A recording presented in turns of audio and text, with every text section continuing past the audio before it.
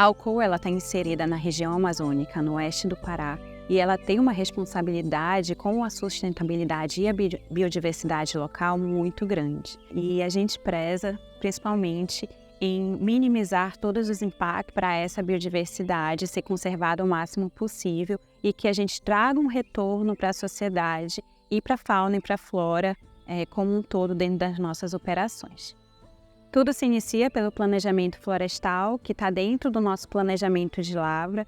Então, a partir dessa fase inicial, a gente consegue otimizar recursos, verificar as áreas que a gente deve abrir ali para as novas áreas de mineração e, ao mesmo tempo, já visualizar onde a gente consegue fechar essas áreas, diminuindo nossas pegadas ambientais e também reduzindo nossas emissões de carbono.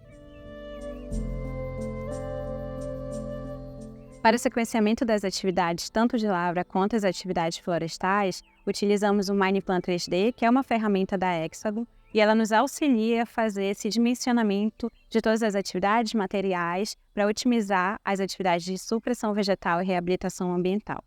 Com a utilização do Mineplan, a gente já conseguiu otimizar os recursos vegetais para reabilitar 409 hectares dentro das nossas áreas de operações. A gente consegue ter um controle muito maior, principalmente da cadeia de topsoil.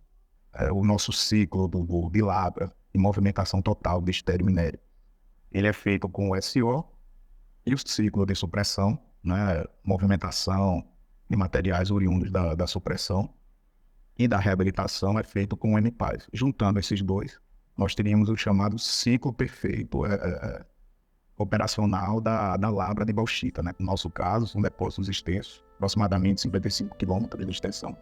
Então, quando a gente consegue ver essa realidade, né, esse histórico aí das áreas florestais dentro daqui, da área da mina, de Juruti, a gente consegue chegar em valores muito reais dentro do sequenciamento.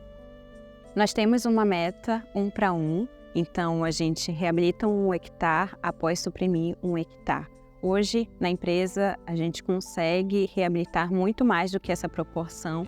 A Alcoa foi a primeira empresa de mineração a ser reconhecida pelas Nações Unidas pela excelência em reabilitação, devido ao fato das boas práticas que a empresa vem adotando para que essas reabilitações sejam de alta qualidade e que futuramente a gente consiga devolver às comunidades locais, aliada ao compromisso e estratégia corporativa de aplicação das práticas ESG dentro da corporação.